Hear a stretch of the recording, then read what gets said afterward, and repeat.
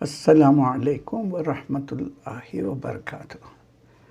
Certainly, all praise and thanks are for Allah alone.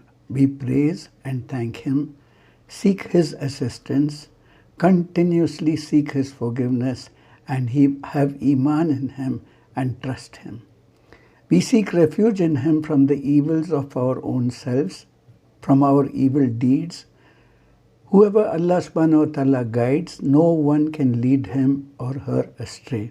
And whoever Allah has sent astray, no one can guide him or her. We bear witness and testify that there is no ilah except Allah, and that certainly Muhammad sallallahu alayhi wasallam is his slave and messenger. Inshallah, we will now study the most repeated ayah of this surah, Rahmaan, ayah number 13. The Makkans had become extremely stubborn. The style necessary to communicate with the extremely stubborn people is one that requires repetition. It needs to be hammered and hammered again and again.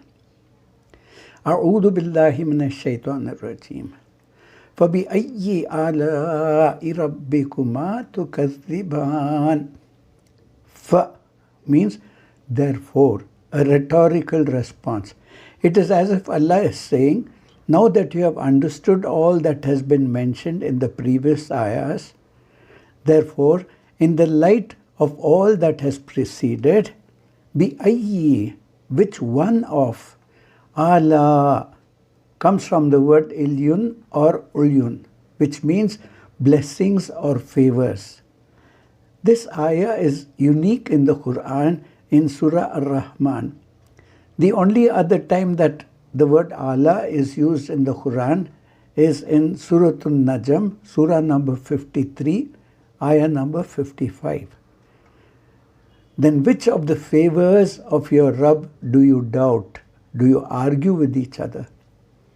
And in Surah Al-A'raf, Surah number 7, ayah number 69, the end of the surah reads, at the end of the ayah, reads, so remember the favors of Allah if you wish to be successful.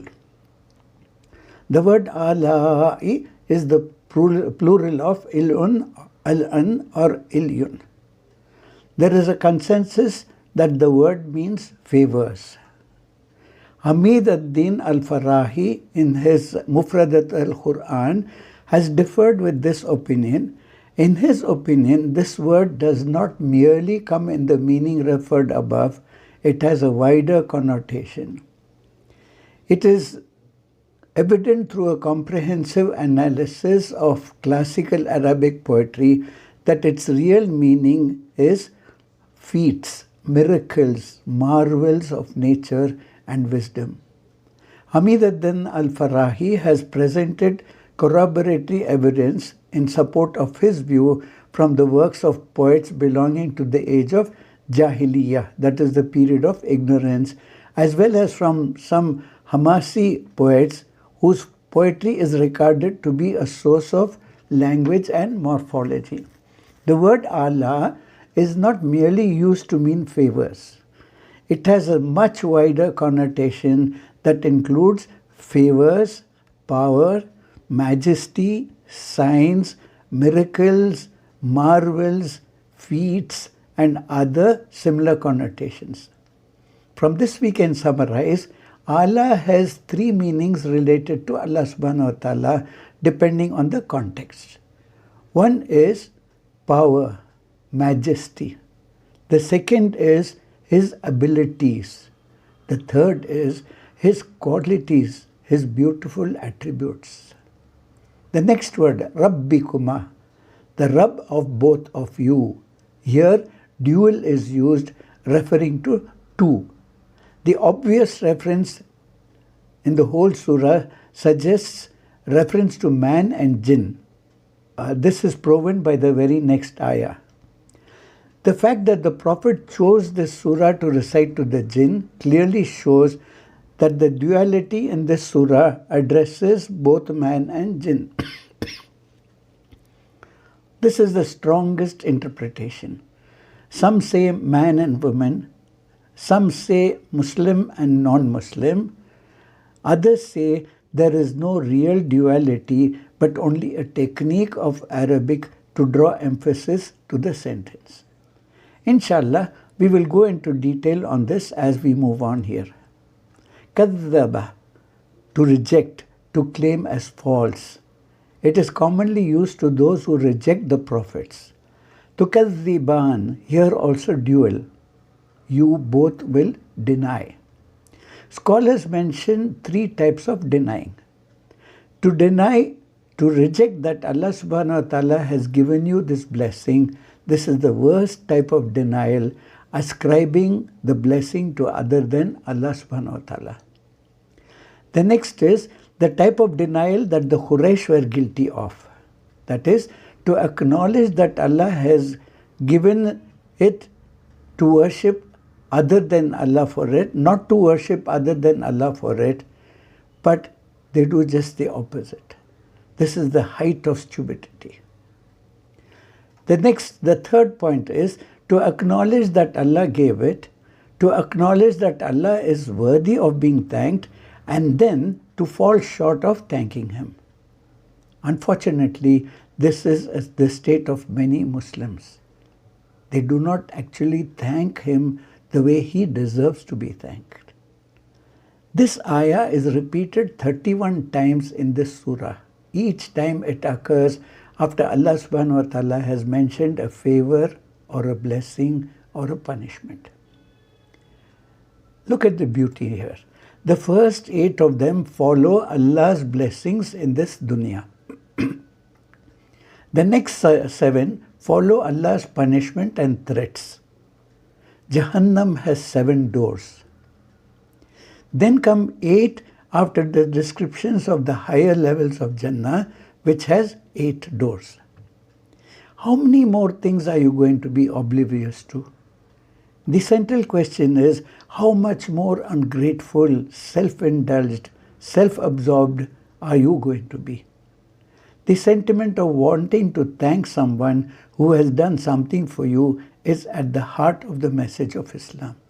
If you are not seeking to be grateful, the entire message of Islam is irrelevant to you. Obviously, this style of directing attention to one specific thing is adopted when either the one who is addressed is so stubborn that he is not ready to accept anything against his wishes, or he is such a dunce that unless he is spoon-fed and called to attention on each and every point, he cannot be expected to understand anything rational. You will observe that people in the most difficulties have the most faith. Subhanallah. To them, religion and God is for poor people because they have nothing else to hold on to. Because if they had money like others did, they don't need God. That is the idea, that is the concept of the rich and the most of the Quraysh. According to this surah, this is at the heart of the one who disbelieves. Those who are complaining about the Prophet ﷺ were the wealthiest. When does somebody feel entitled? When he feels he deserves something. When do they feel they deserve something? When they feel they are worth it. They have the financial, social, or academic credentials to earn what they want. Allah subhanahu wa ta'ala says, you think you are entitled? In the next ayah, Allah subhanahu wa ta'ala puts them in their place. Allah emphasizes Jannah 16 times to indicate His Rahmah. Whoever fears Allah, whoever has taqwa, will enter the 8 doors of higher level of Jannah, or the 8 doors of the lower levels of Jannah. Having mentioned many of His blessings that may be seen and appreciated, Allah subhanahu wa ta'ala says here, then which favors of your Rabb will you deny? That is, which of the spiritual and worldly blessings of Allah will you deny? If you understand these 3 meanings of Allah mentioned above, it will become easy to understand each ayah. Sometimes Allah is referring to His blessing, sometimes to His ability, and sometimes to His attribute. What is the reason for the repetition of this ayah? Look at what your Rabb has done. Are you going to be in denial of this particular, the aspects the Rabb has given? How much more stuff can you ignore? How much more can Allah do for you all around you? And you pretend that it is not Allah subhanahu wa ta'ala who's the one doing it? How blind can you be? There are literally 5 different subjects in the surah, and Allah is asking the same question over and over again. When someone is angry with you, they repeat themselves. Example, a teacher, when the students fail over a test, doesn't he say, didn't we go through this? Did I not teach you? I did everything I could. Why didn't you do your part? As angry as he is, how did Allah subhanahu wa ta'ala start the surah? Ar-Rahmaan. Because if it was anybody else who was Ar-Rahmaan, would not have made him this angry. They would have not existed anymore. The reason why Allah subhanahu wa ta'ala is not executing what they deserve is because He is Ar-Rahman.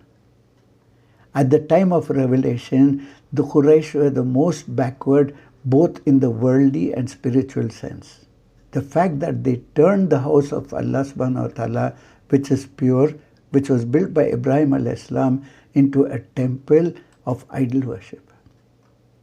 Allah subhanahu wa ta'ala chose those people to whom He sent the best of His messengers, the one who was a model to all humanity, and to the one who was given the greatest revelation, the Quran, in their language, little by little at the right occasions, so that it is easy for them to learn through a person who they respect. The Quraysh should have been the most grateful people in the world that they had received this gift. Over these 10 years at Makkah, what have they done? They made fun of the Prophet ﷺ.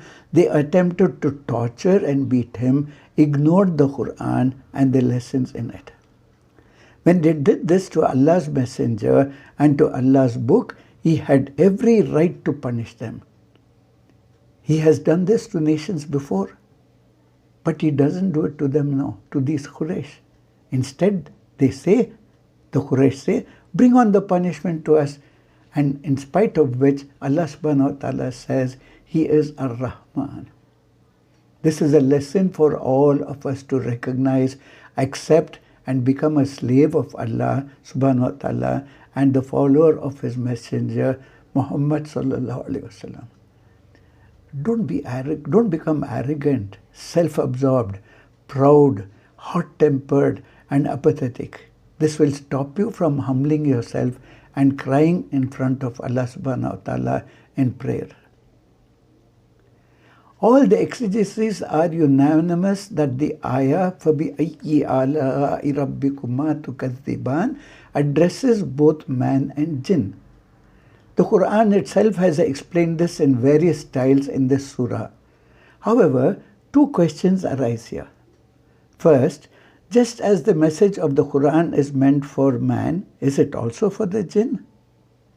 If the answer to this question is in the affirmative, then a further question arises, did the Prophet ﷺ conclusively convey the truth from the Almighty to the jinn also, just as He did to His people?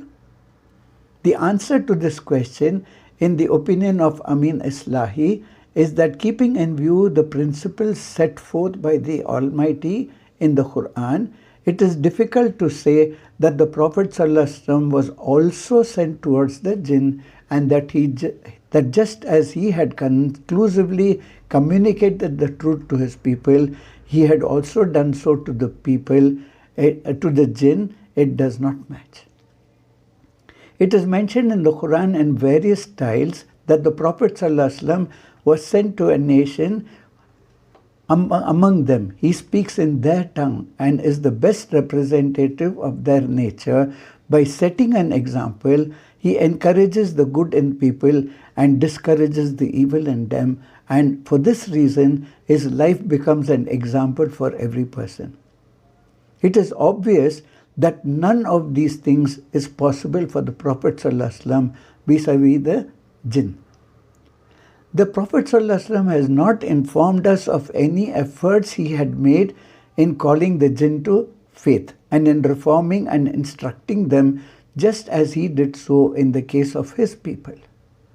What at most can be claimed is that he did meet a group of jinn once or twice, and that a group of jinn heard the Quran from the Prophet ﷺ and had expressed their liking for it.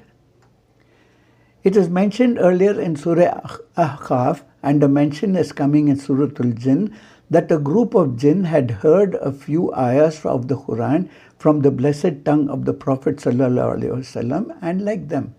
At these places also, it is specified that the Prophet ﷺ did not directly come to know of this liking. He was informed of it by Allah subhanahu wa ta'ala.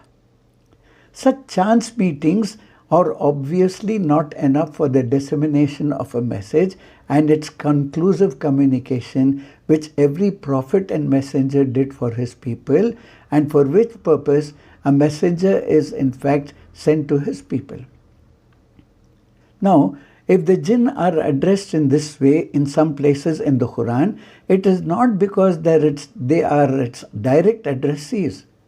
The actual reason, in the opinion of Amin Islahi, is that just as when the clouds of Rahmaan send down rain which drenches both dry and damp areas, in a similar manner, the Rahmah of the Quran at times extends to the jinn, especially in those matters of principle which are common between them and man. The concept of monotheism, the day of judgment, the reward and punishment which will take place on it, the truth, justice, and other similar things are absolutely the same in both these creatures. If there is a difference, it relates to those areas which pertain to peculiarities of category of the two. For this reason, besides addressing the unmindful among mankind, this surah also addresses the unmindful jinn.